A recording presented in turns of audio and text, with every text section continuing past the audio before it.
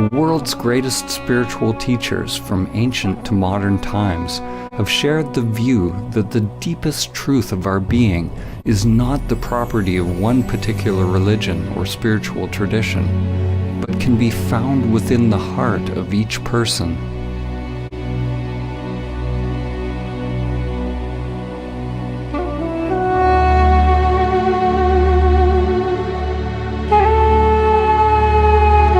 Poet Rumi said, "Where is that moon that never rises or sets?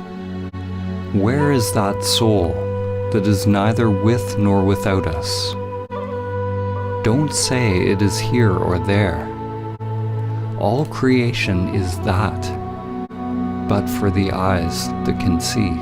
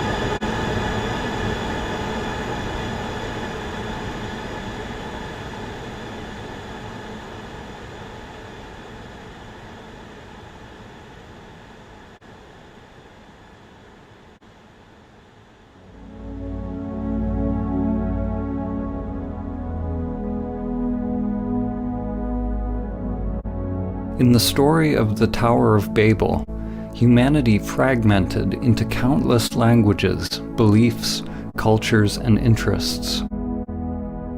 Babel means literally the gate of God.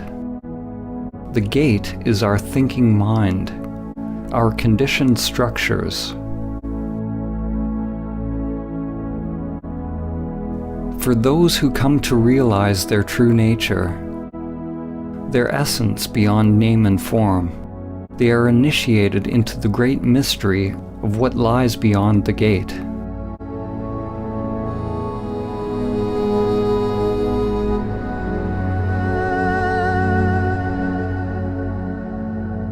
An ancient parable, the elephant parable, has been used to describe how various traditions are actually all pointing to one great truth.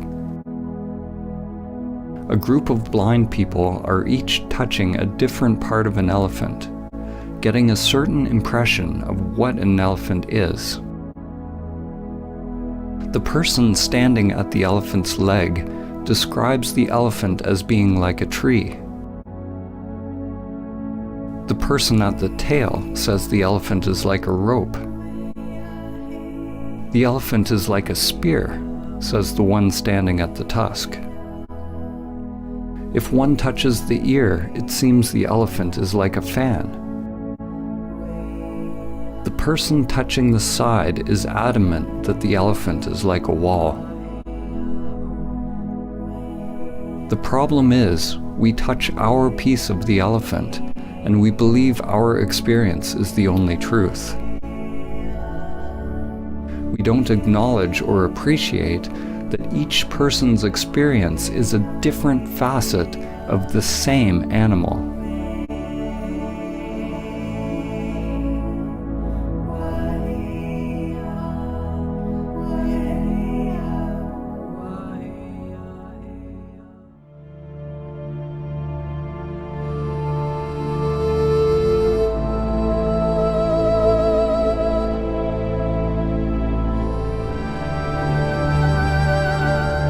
The perennial philosophy is an understanding that all spiritual and religious traditions share a single universal truth, a mystical or transcendent reality upon which foundation all spiritual knowledge and doctrine has grown.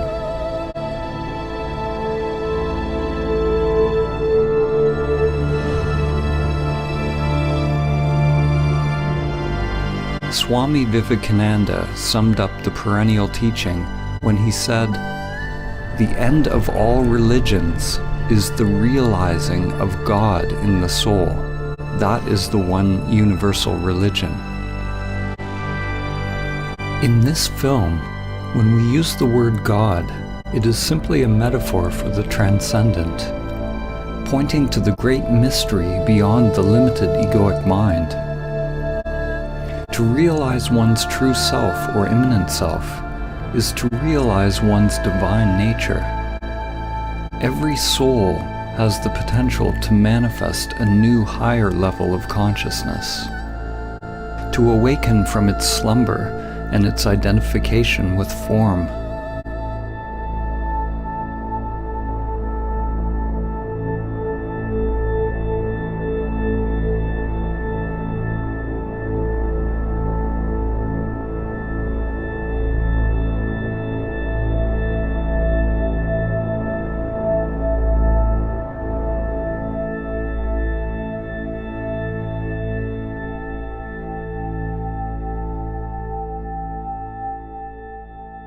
The writer and visionary Aldous Huxley, known for his book Brave New World, also wrote a book which he entitled The Perennial Philosophy, in which he writes about the one teaching that comes back over and over in history, taking the form of the culture in which it is realized.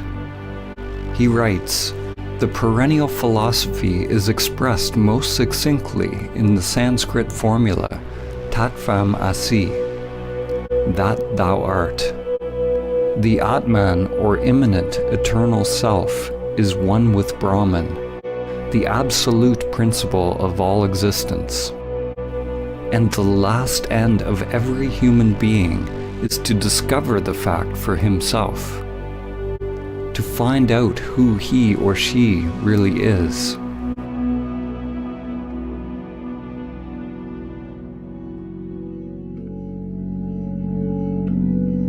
Each tradition is like a facet of a jewel, reflecting a unique perspective of the same truth, while at the same time echoing and illuminating each other. Whatever the language and conceptual framework used, all religions that reflect the perennial teaching have some notion that there is a union with something greater, something beyond us.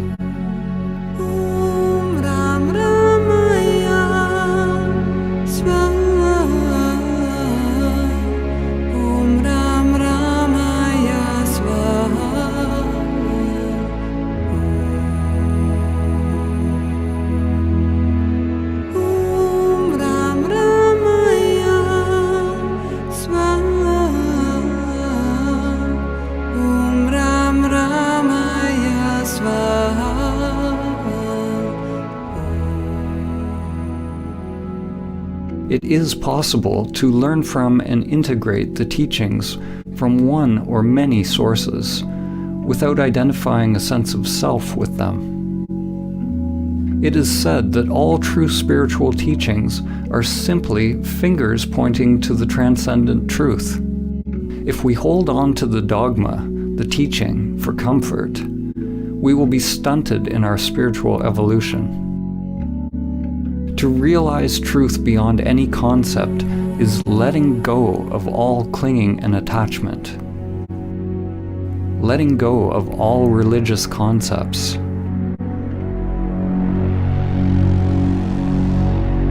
From the ego's perspective, the finger pointing you to samadhi is pointing straight toward the abyss. St. John of the Cross said, "If one wishes to be sure of the road they tread, one must close their eyes and walk in the dark."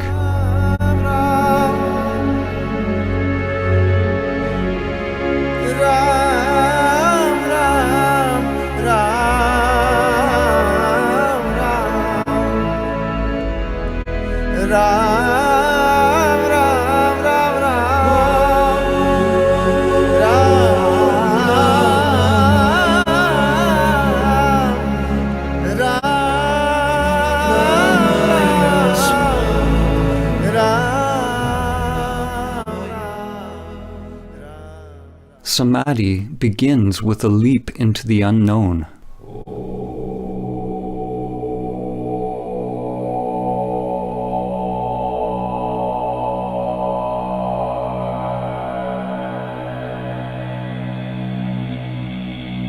In the ancient traditions, in order to realize Samadhi, it was said that one must ultimately turn consciousness away from all known objects, from all external phenomena, conditioned thoughts and sensations, toward consciousness itself, toward the inner source, the heart or essence of one's being.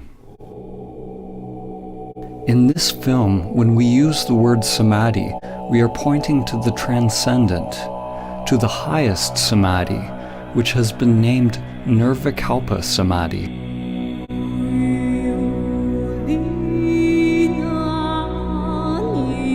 In Nirvikalpa Samadhi, there is a cessation of self-activity, of all seeking and doing. We can only speak about what falls away as we approach it, and what reappears when we return from it. There is neither perception nor non-perception, neither thing nor no thing, neither consciousness nor unconsciousness. It is absolute, unfathomable, and inscrutable to the mind.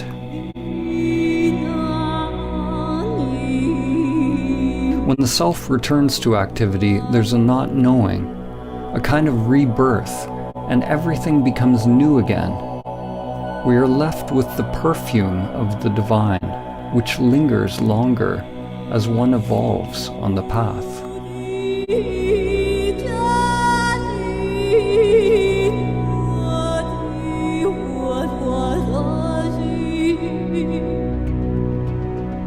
There are numerous types of samadhi described in the ancient traditions, and language has created much confusion over the years. We are choosing to use the word samadhi to point to the transcendent union, but we could have used a word from another tradition just as easily.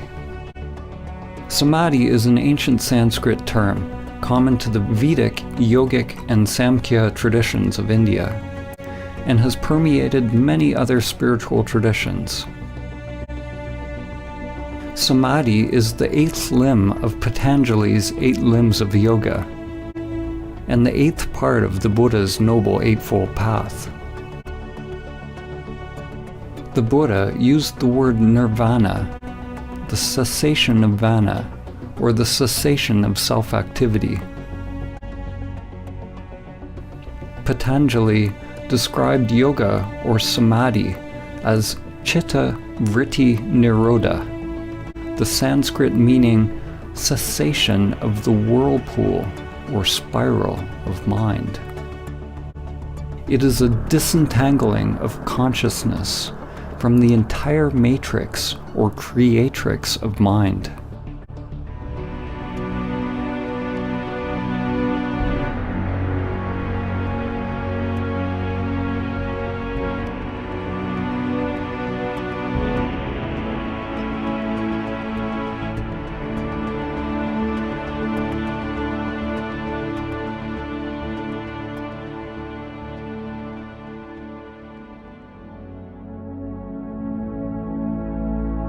Samadhi does not signify any concept, because to realize it requires a dropping of the conceptual mind. Different religions have used various words to describe the divine union. In fact, the word religion itself means something similar. In Latin, religare means to rebind or reconnect. It's a similar meaning to the word yoga, which means to yoke, to unite the worldly with the transcendent. In Islam, it is reflected in the ancient Arabic meaning of the word Islam itself, which means submission or supplication to God. It signifies a total humbling or surrender of the self-structure. Christian mystics such as Saint Francis of Assisi, Saint Teresa of Avila, and Saint John of the Cross describe a divine union with God, the kingdom of God within. In the Gospel of Thomas, Christ said, "The kingdom is not here or there. Rather, the kingdom of the Father is spread out upon the earth, and men do not see it." The works of the Greek philosophers Plato, Plotinus, Parmenides, and Heraclitus, when seen through the lens of the perennial teaching, point towards the same wisdom. Plotinus teaches that the greatest human endeavor is to guide the human soul towards the supreme state of perfection and union with the One.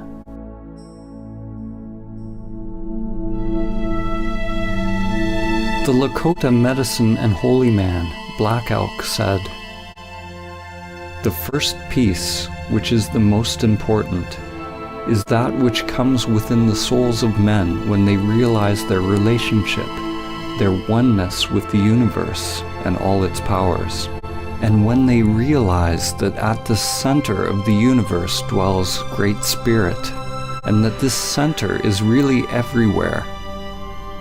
It is within each of us."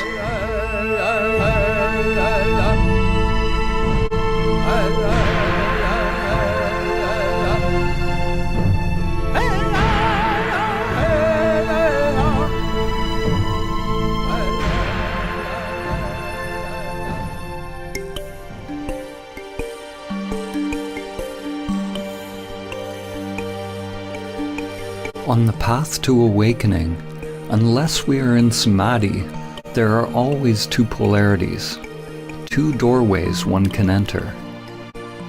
Two dimensions, one towards pure consciousness, the other towards the phenomenal world.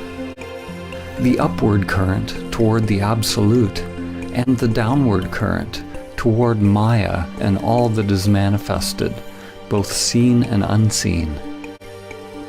The relationship between relative and absolute could be summed up in the following quote by Sri Nisargadatta Maharaj. "Wisdom is knowing I am nothing. Love is knowing I am everything. And between the two, my life moves."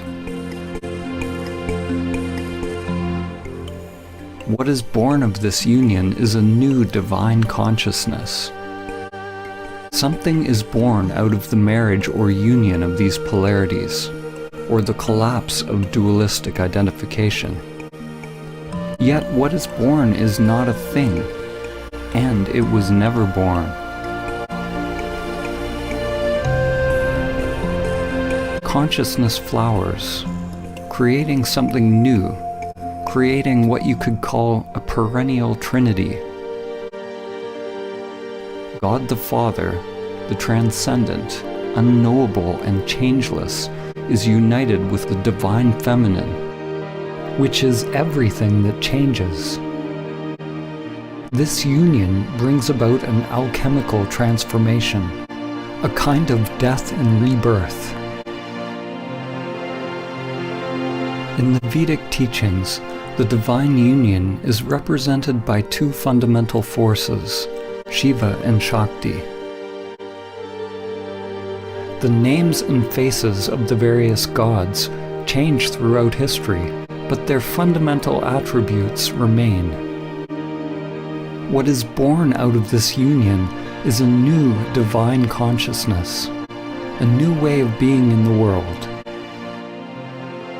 Two polarities inseparably one, a universal energy that is without center, free of limitation.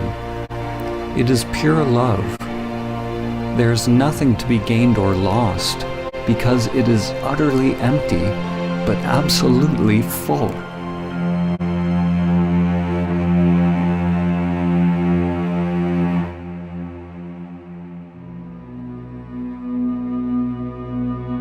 Whether it is the mystery schools of Mesopotamia, the spiritual traditions of the Babylonians and Assyrians, religions of ancient Egypt, Nubian and Kemetic cultures of ancient Africa, the shamanic and native traditions around the world, the mysticism of ancient Greece, the Gnostics, the non-dualists, the Buddhists, the Taoists, Jews, Zoroastrians, Jains, Muslims, or Christians, one finds that their common link is their highest spiritual insights have allowed their adherents to realize samadhi.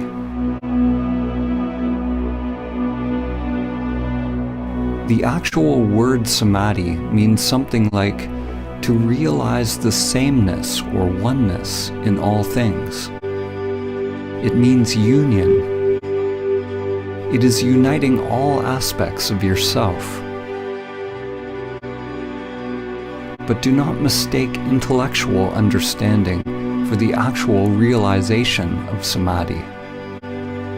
It is your stillness, your emptiness, that unites all levels of the spiral of life.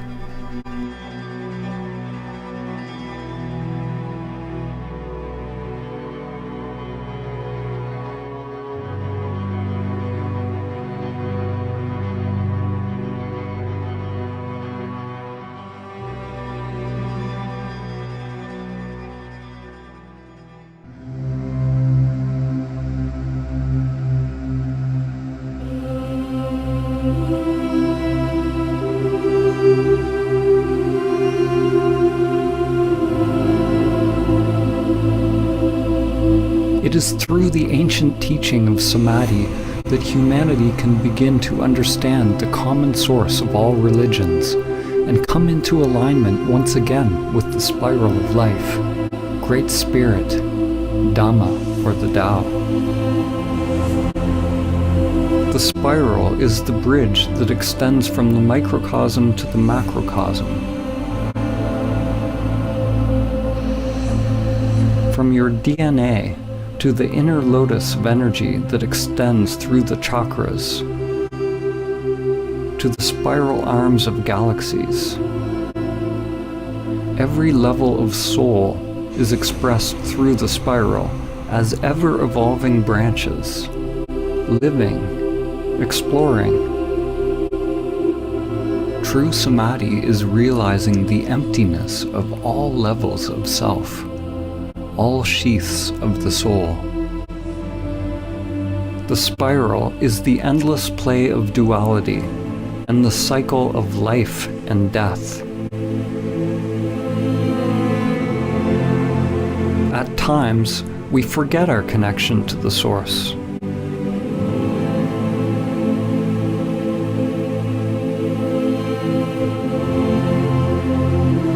The lens we look through is very small, and we identify with being a limited creature creeping upon the earth, only to once again complete the journey back to the source, to the center that is everywhere.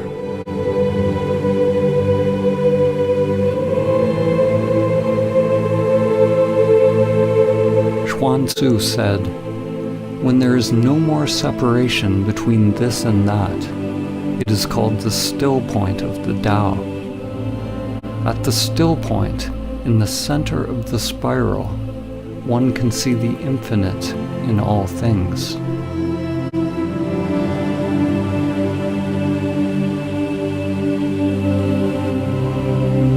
The ancient mantra Om Mani Padme Hum has a poetic meaning.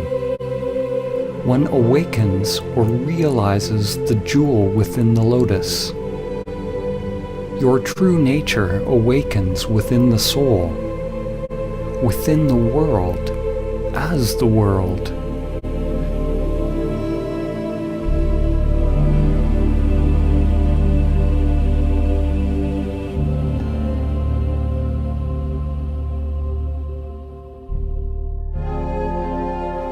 Using the Hermetic principle, as above, so below, as below, so above, we can use analogies to begin to understand the relationship between mind and stillness, relative and absolute.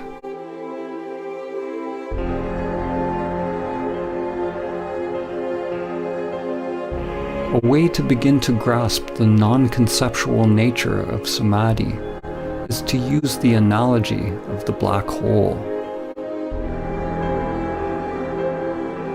A black hole is traditionally described as a region of space with a massive gravitational field so powerful that no light or matter can escape.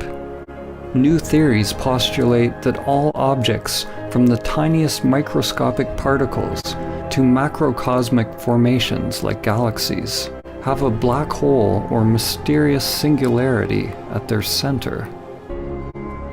In this analogy, we're going to use this new definition of a black hole as the center that is everywhere.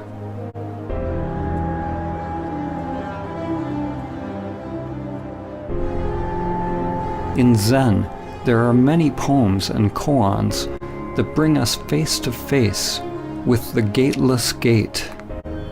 One must pass the gateless gate to realize samadhi. An event horizon is a boundary in space-time beyond which events cannot affect an outside observer, which means that whatever is happening beyond the event horizon is unknowable to you. You could say that the event horizon of a black hole is analogous to the gateless gate. It is the threshold between the self and no self. There is no me that passes the event horizon. In the center of a black hole is the one-dimensional singularity containing the mass of billions of suns in an unimaginably small space, effectively an infinite mass, literally a universe in something infinitesimally smaller than a grain of sand. The singularity is something unfathomable, beyond time and space. According to physics, movement is impossible. The existence of things is impossible. Whatever it is, it does not belong to the world of perception. Yet it cannot be described as merely stillness. It is beyond stillness and movement. When you realize the center that is everywhere and nowhere, duality breaks down. Form and emptiness, time and the timeless. One could call it a dynamic stillness, or a pregnant emptiness, within the center of absolute darkness. The Taoist teacher Lao Tzu said, "Darkness within darkness, the gateway to all understanding."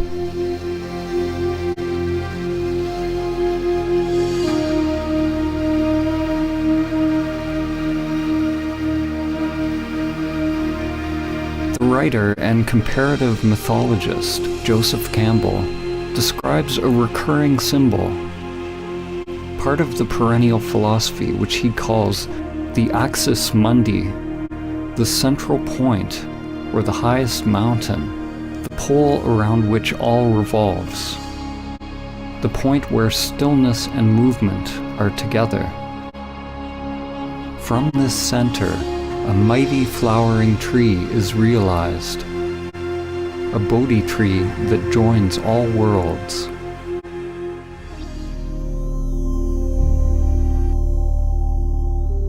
Just as a sun gets sucked into a black hole, when you approach the great reality, your life starts to revolve around it, and you begin to disappear.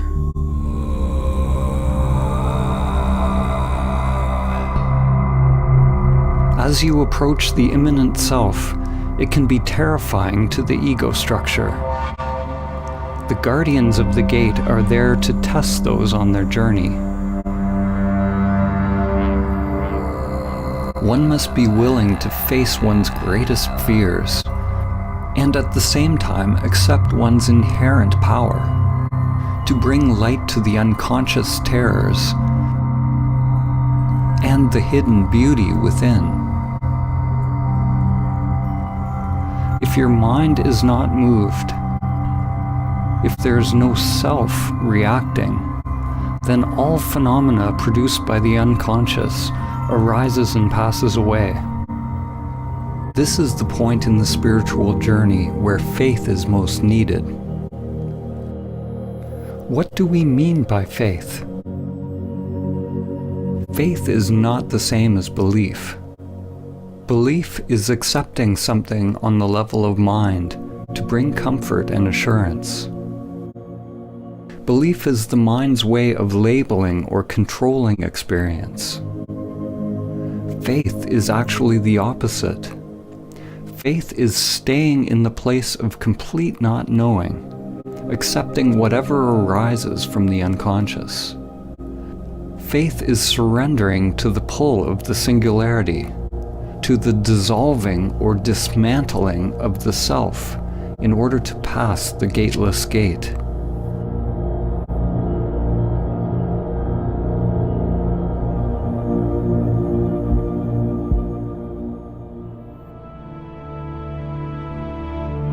The evolution and structure of a galaxy is closely tied to the scale of its black hole, just as your evolution is tied to the presence of the immanent self, the singularity that is your true nature. We can't see the black hole, but we can know about it by the way things move around it, by how it interacts with physical reality. In the same way, we cannot see our true nature. The immanent self is not a thing, but we can observe enlightened action. As the Zen master Suzuki said, there are, strictly speaking, no enlightened people. There is only enlightened activity. We can't see it, just as the eye cannot see itself. We can't see it because it is that by which seeing is possible. Like the black hole, samadhi is not nothingness, and neither is it a thing. It is the collapse of the duality of thing and no thing. There is no gate to enter the great reality. There are infinite paths. The paths, the dharmas, are like an endless spiral with no beginning and no end. No one can pass the gateless gate. No one's mind has ever figured out how, and none ever will. No one can pass the gateless gate, so be no one.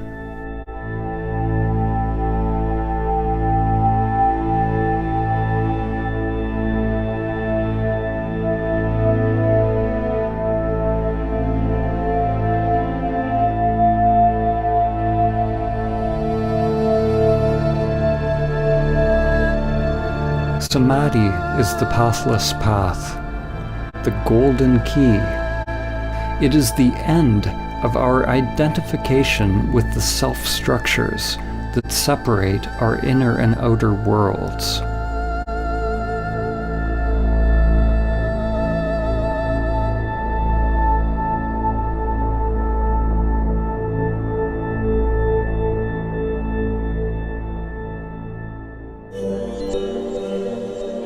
There are many developmental models which describe the layers or levels of the self-structure. We will use an example which is very ancient. In the Upanishads, the sheaths which cover the Atman or soul are called koshas. Each kosha is like a mirror, a layer of the self-structure, a veil or level of Maya which distracts us from realizing our true nature if we are identified with it. Most people see the reflections and believe that that is who they are. One mirror reflects the animal layer, the physical body. Another mirror reflects your mind, your thoughts, your instincts and perceptions.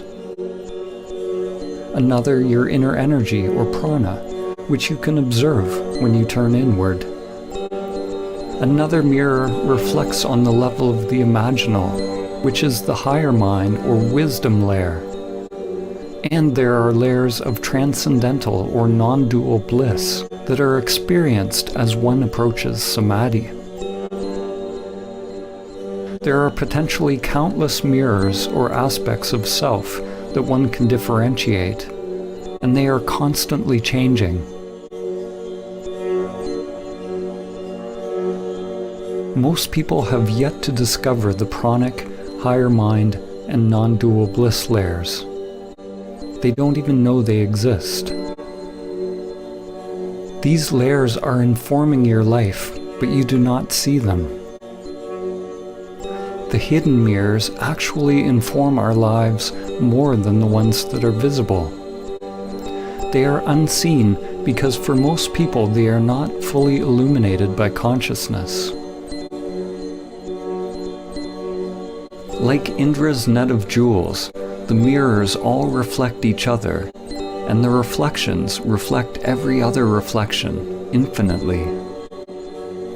A change on one level simultaneously affects all levels.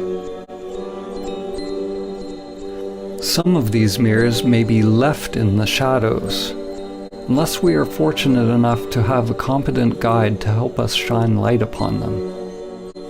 The truth is, we don't know what we don't know. Now, imagine that you shatter all the mirrors. There's nothing reflecting you back to yourself. Where are you? When the mind becomes still, the mirrors cease to reflect. There is no more subject and object. But do not mistake the primordial state for nothingness or oblivion. The immanent self is not something, but neither is it nothing.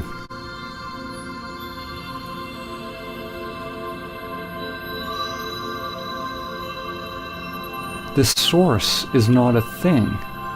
It is emptiness or stillness itself. It is an emptiness that is the source of all things. Form is realized as exactly emptiness. Emptiness is realized as exactly form.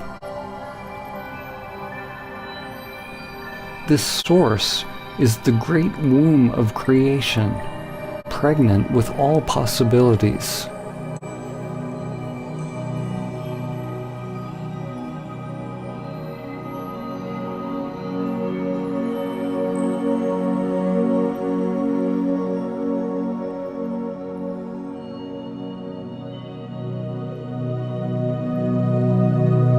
Samadhi is the awakening of impersonal consciousness.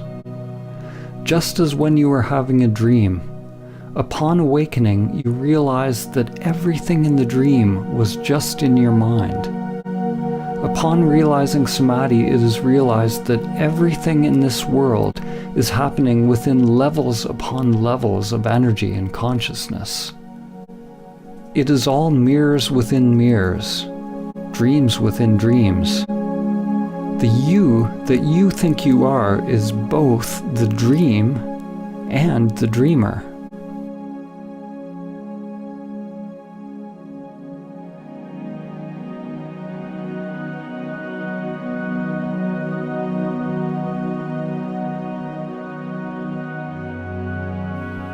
Whatever we say in this film, let it go. Don't capture it with the mind.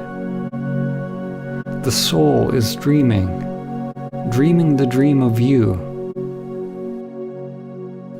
The dream is everything that is changing, but it is possible to realize the changeless.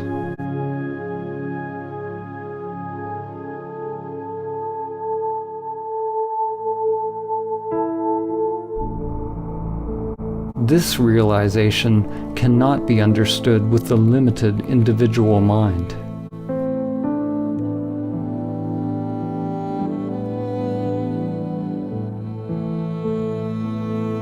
When we return from Nirvikalpa Samadhi, the mirrors begin to reflect again, and it is realized that the world you now think you are living in is actually you, not the limited you, which is only a temporary reflection, but you are aware of your true nature as the source of all that is.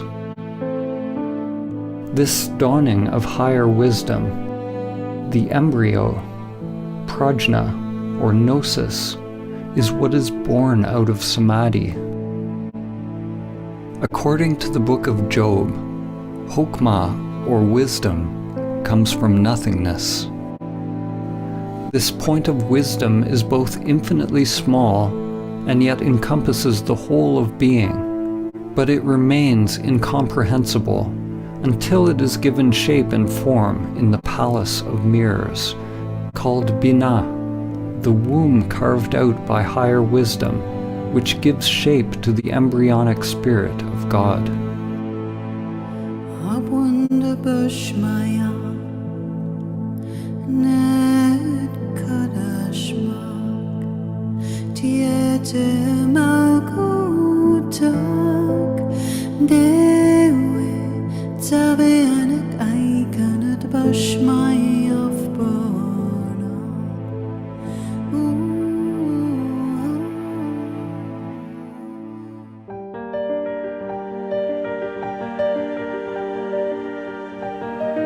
The existence of the mirrors, or the mind's existence, is not a problem. On the contrary, the error or aberration of human perception is that we identify ourselves with it. This illusion that we are the limited self is Maya. The yogic teachings say that to realize samadhi, one must observe the meditation object until it disappears. Until you disappear into it, or it into you. Although the language in the various traditions is dissimilar, at their root they all point towards a cessation of self-identification and self-centered activity. The Buddha always taught in negative terms. He taught to investigate directly into the working of the self-structure. He didn't say what samadhi was, except that it was the end of suffering. In Advaita Vedanta, there's a term, neti neti, which means not this, not that. People on the path to self-realization inquire into their true nature, or the nature of Brahman, by first discovering what they are not. Similarly, in Christianity, Saint Teresa of Avila described an approach to prayer based on the negative path, or via negativa, a prayer of quiet, surrender, and union, which is the only way to approach the Absolute. Through this gradual process of stripping away, one drops anything that is not permanent, anything that is changing. The mind, the ego construct, and all phenomena, including the hidden layers of self. The unconscious must become transparent in order to reflect the one source. If there is some deep knowing or some self operating in the unconscious, then our lives remain locked into a labyrinth of hidden patterns that comprise the undiscovered self.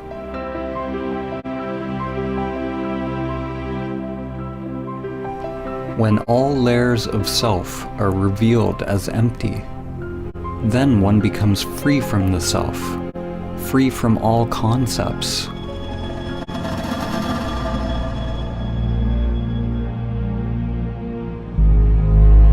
A turning point in your evolution is when you realize you don't know who you are.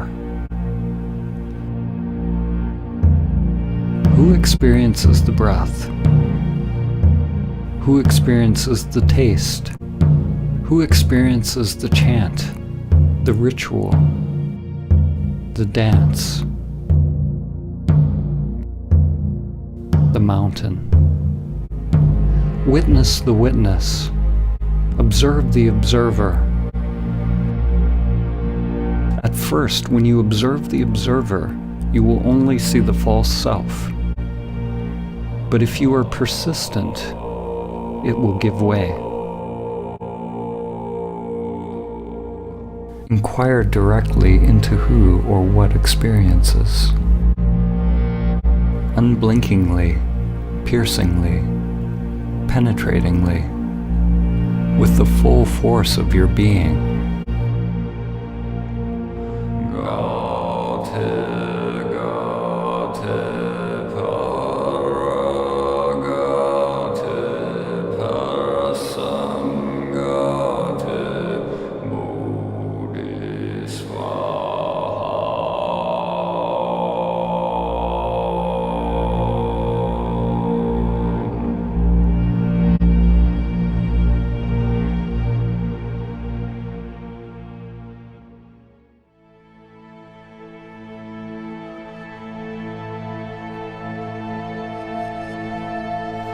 There is no self that awakens.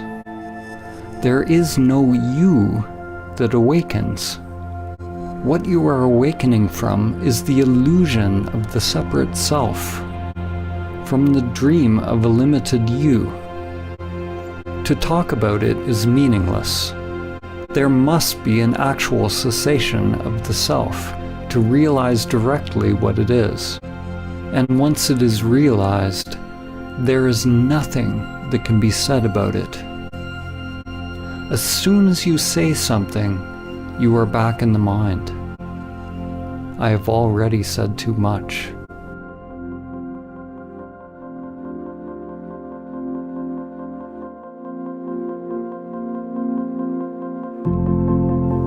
We normally have 3 states of consciousness: waking, dreaming, and deep sleep. Samadhi is sometimes referred to as the 4th state, the ground state of consciousness, a primordial awakeness that can become present continuously and in parallel with the other consciousness states. In Vedanta, this is called Turiya. Other terms for Turiya are Christ consciousness, Krishna consciousness, Buddha nature, or Sahaja Samadhi. In Sahaja Samadhi, the immanent self stays present along with the full use of all human functions. The stillness is unmoving at the center of the spiral of changing phenomena. Thoughts, feelings, sensations, and energy revolve around it at the circumference. But the degree of stillness, or I amness, remains during outer activity, exactly as in meditation. It is possible that the immanent self will remain present, even during deep sleep, that your awareness of I am does not come and go, even as states of consciousness change.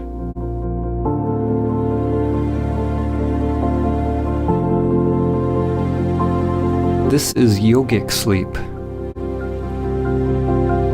In the Song of Songs, or the Song of Solomon from the Hebrew Bible or Old Testament, it reads, I sleep, but my heart waketh. This realization of the eternal, impersonal consciousness is reflected in the words of Christ when he said, Before Abraham was, I am.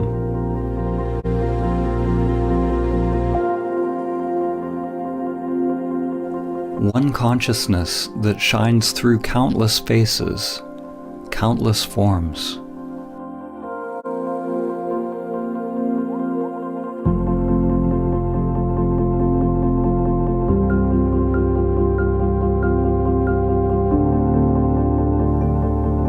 At first, it's like a fragile flame born out of the polarities within you. Masculine, penetrating consciousness with a surrender or opening of feminine energy. It is delicate and easily lost, and one must take great care to protect it and keep it alive until it is mature. Samadhi is simultaneously a timeless state of consciousness and a stage in an unfolding development process, something organic and growing in time.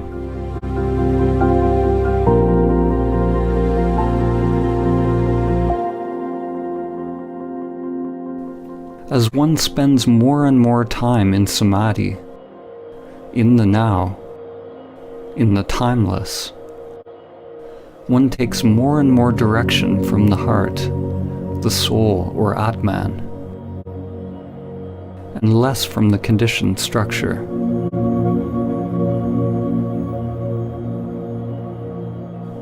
This is how one becomes free of the lower mind, free of pathological thinking. The inner wiring changes. Energy no longer flows unconsciously in the old conditioned structures. Which is another way of saying one is no longer identified with the self-structure, with the outer world of form.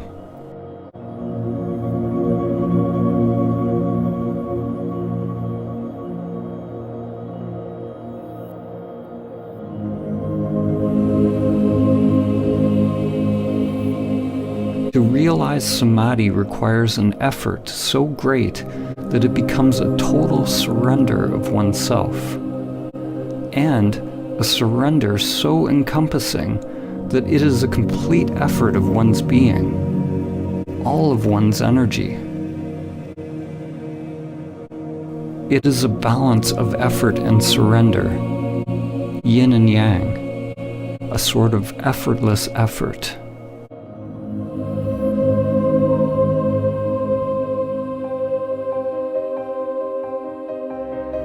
The Indian mystic and yogi Paramahamsa Ramakrishna said, "Do not seek illumination unless you seek it as one whose hair is on fire seeks a pond. You seek it with your whole being." During one's ego-transcending practice, it takes great courage, vigilance, and perseverance to keep the embryo alive. To not fall back into the patterns of the world. It takes a willingness to go against the current, against the inexorable crush of the matrix and the grinding wheels of samsara. Every breath, every thought, every action must be for realizing the source. Samadhi is not realized by effort, nor is it effortless. Let go of effort and non-effort. It's a duality that only exists in the mind. The actual realization of samadhi is so simple, so undifferentiated, that it is always misconstrued through language, which is inherently dualistic. There is only one primordial consciousness that awakens as the world, but it has been obscured by many layers of mind. Like the sun hidden behind the clouds, as each layer of mind is dropped, one's essence is revealed. As each layer of mind is dropped, people call it a different samadhi. They give names to different experiences or different types of phenomena.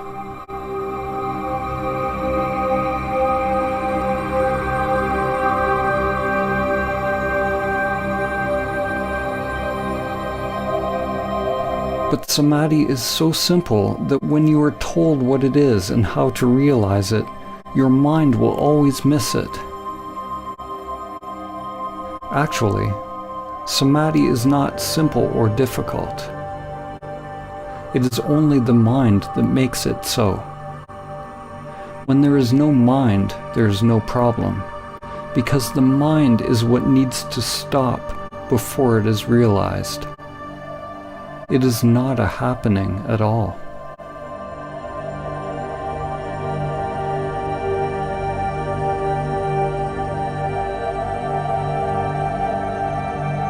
The most concise teaching of samadhi is perhaps found in this phrase: be still and know.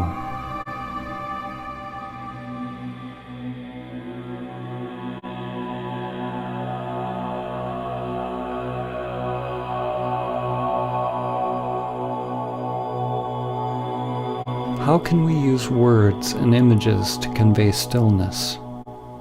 How can we convey silence by making noise?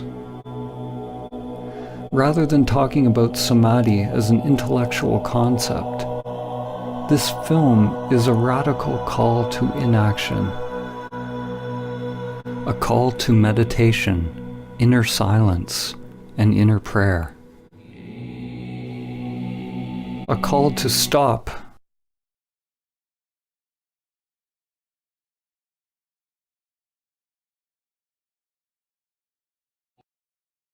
Stop everything that is driven by the pathological, egoic mind.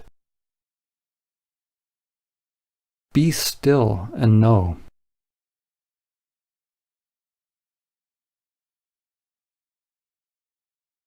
No one can tell you what will emerge from the stillness. It is a call to act from the spiritual heart.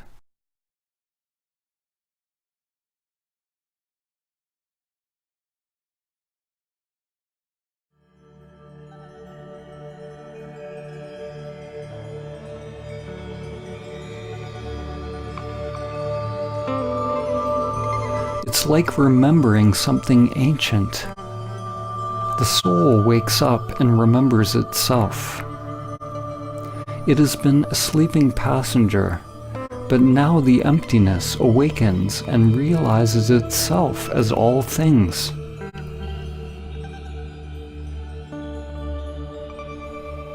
You can't imagine what samadhi is with the limited egoic mind. Just as you can't describe to a blind person what color is. Your mind can't know. It can't manufacture it. To realize samadhi is to see in a different way, not to see separate things, but to recognize the seer. Saint Francis of Assisi said, "What you are looking for is what is looking." Once you have seen the moon, you can recognize it in every reflection. The true self has always been there. It is in everything, but you have not realized its presence.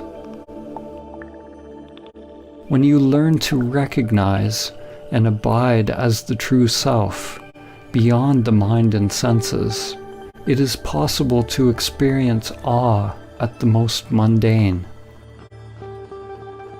We become awe.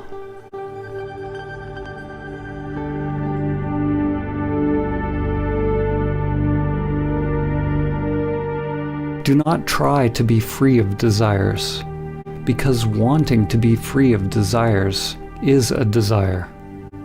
You can't try to be still, because your very effort is movement. Realize the stillness that is always already present. Be the stillness and know.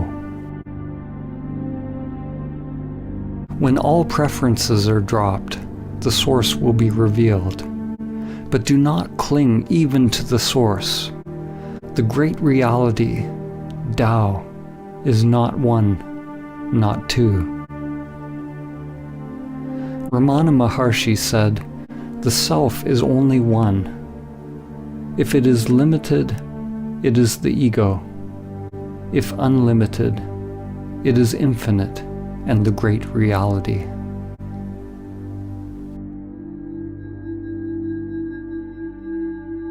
If you believe what is being said, you've missed it.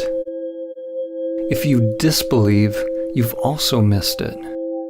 Belief and disbelief operate on the level of mind. They require a knowing. But if you enter into your own investigation, examining all of the aspects of your own being, finding out who is doing the investigating, if you're willing to live by the principle, "Not my will, but higher will be done," if you're willing to travel beyond all knowing, then you may realize what I've attempted to point towards. Only then will you taste for yourself the profound mystery and beauty of simply existing.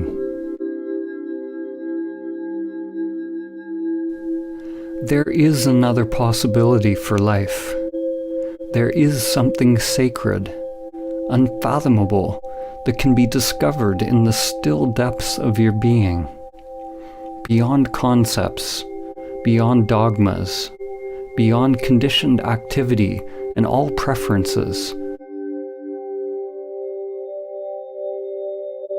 It is not acquired by techniques, rituals, or practices. There is no how to get it. There's no system. There's no way to the way.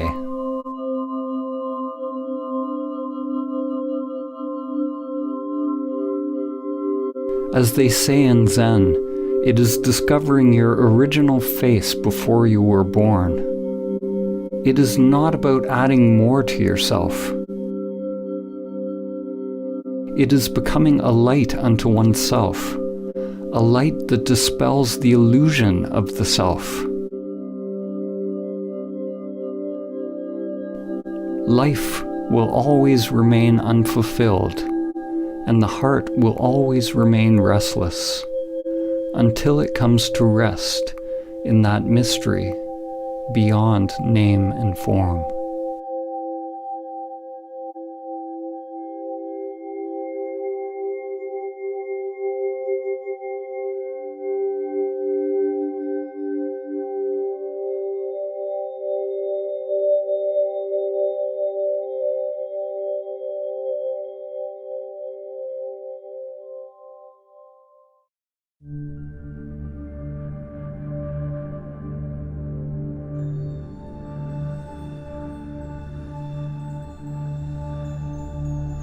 Om Shri Lakshmi Swaha Swaha Om Shri Lakshmi Swaha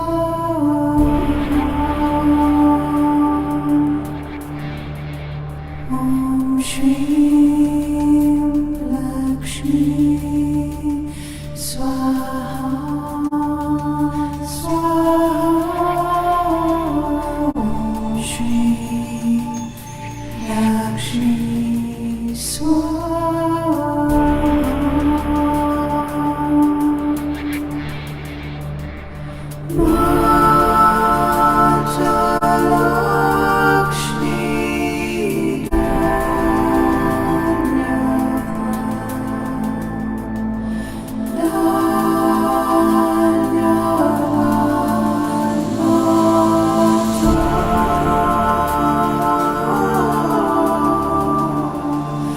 Love.